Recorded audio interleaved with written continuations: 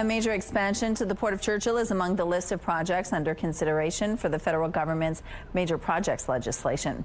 According to the feds, the plan will include an all-weather road, upgraded rail line, a new energy corridor, and an icebreaking strategy. The aim is to expand exports with particular focus on diversifying trade with Europe. Canada is building what might become its most important Arctic lifeline, and most people did not see it coming. This isn't a bridge made of concrete, nor a road across the ocean.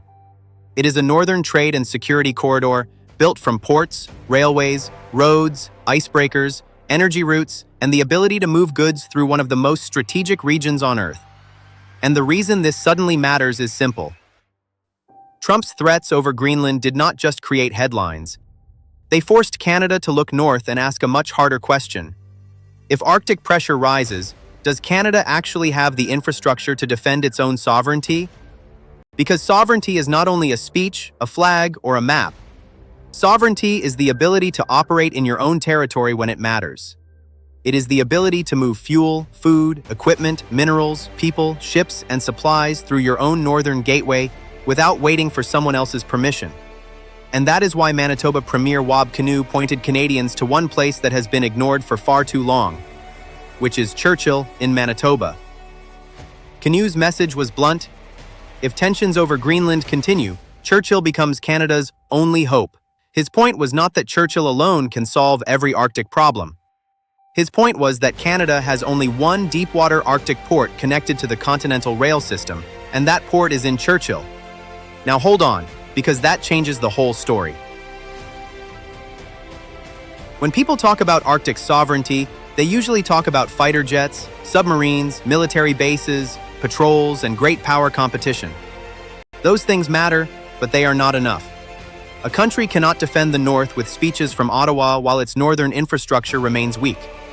If Canada wants to be serious in the Arctic, it needs a working northern corridor. That is where Churchill comes in. Churchill sits on Hudson Bay in northern Manitoba.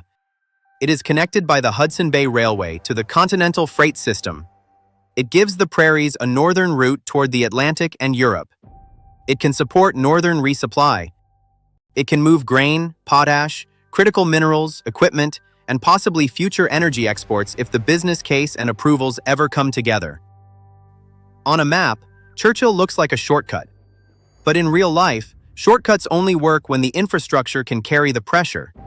For decades, Churchill had the geography, but not the full system needed to become a major year-round gateway. The shipping season was limited by ice. The rail line needed upgrades. There was no all-weather road connecting Churchill to the provincial highway network. The port had strategic value, but too many operational barriers kept it from becoming what Canada always said it could be. That is why the new idea matters. Port of Churchill Plus is not just a port upgrade. It is a bigger plan with 4 major pieces.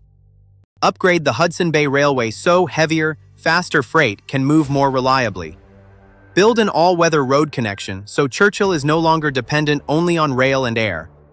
Develop marine icebreaking capacity so the shipping season can be extended and possibly one day support year-round operations. And study a new energy corridor that could give Western Canada another route to reach global markets. It is not one physical bridge. It is a system that turns a seasonal northern port into a serious Arctic trade and security corridor. And this is where the story becomes very TradEconomics. Trade power is not only about what a country produces, it is about how many routes it controls. Canada has grain, potash, uranium, oil, and gas. Canada has critical minerals. It has agricultural strength and energy resources. But resources do not create power on their own. They need routes to market. If a country has only a few major export pathways, it is vulnerable. One port strike, one rail disruption, one border fight, one US tariff threat, one pipeline blockage, one geopolitical shock, and the whole system feels it. A northern route through Churchill would not replace Canada's existing trade corridors, but it could add something very valuable: optionality. And optionality is power. For the Prairie provinces, Churchill offers a shorter route to Europe compared with many southern export paths. For Europe, it offers potential access to Canadian grain, fertilizer inputs, energy products, and critical minerals from a democratic partner at a time when supply security matters more than ever. That is why the partnership between Arctic Gateway Group and Port of Antwerp-Bruges International matters. Antwerp-Bruges is one of Europe's major port systems. If Churchill can become a credible part of a North Atlantic corridor, then this is no longer just a Manitoba story. It becomes a Canada-Europe trade story. But Churchill's importance is not only commercial, it is also political. The Arctic is becoming more contested. Russia is already deeply embedded in Arctic geography. China has shown interest in northern routes and calls itself a near-Arctic state. The United States is looking harder at Greenland and the North Atlantic. Europe is rethinking energy security and supply chains after years of shocks. In that world, Canada cannot afford to treat its Arctic as empty space. The North is not empty. It is home to communities. It is an ecosystem. It is a security frontier. It is a future trade route. It is a climate warning. It is also a place where Canada's claims of sovereignty either become real through infrastructure or remain words on paper. That is why the ownership model matters.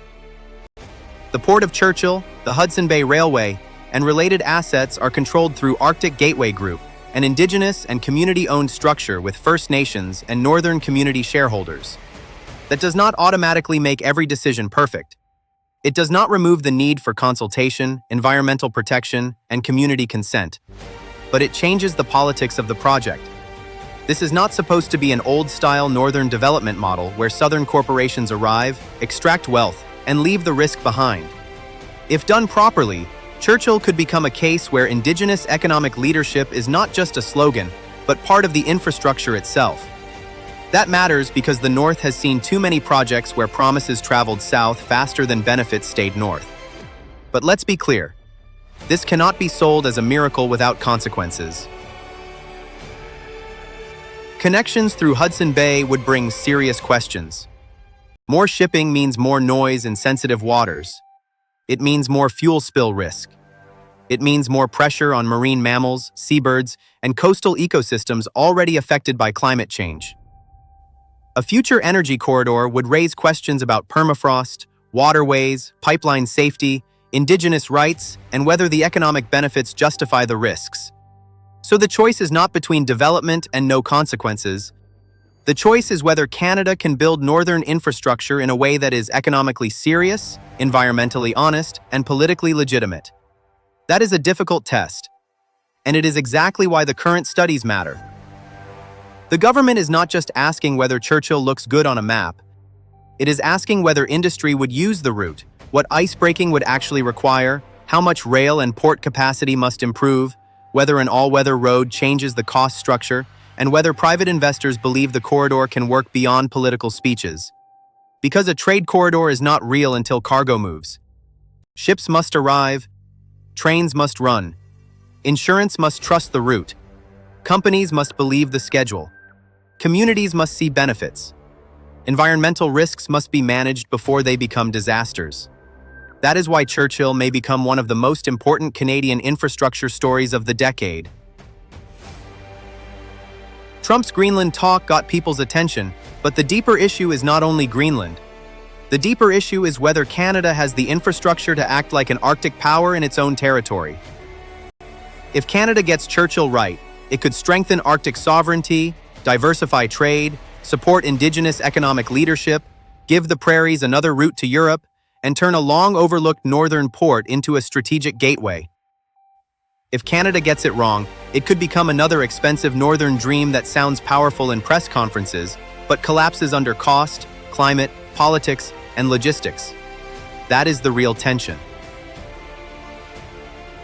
Canada is not simply building a bridge through Hudson Bay. It is testing whether sovereignty can be built from infrastructure: rail, road, port, icebreakers, energy corridors, community ownership, and trade routes. That is what makes Churchill different. For years, it looked remote and forgotten. It looked like a place with potential that Canada never fully used. But in a world of Arctic competition, trade shocks, energy insecurity, and growing uncertainty with the United States, the places once dismissed as remote can suddenly become central. No one saw it coming because no one was looking north carefully enough. Canada's Arctic future may not be decided only in Ottawa, Washington, or Greenland. It may be decided in Churchill, Manitoba, where a forgotten port could become the ice bridge Canada did not know it needed. So what do you think? Is Churchill the Arctic gateway Canada must finally build, or is this another expensive northern dream that may never live up to the promise? Drop your thoughts below, and subscribe to TradEconomics for trade, economics, and geopolitics explained beyond the headlines.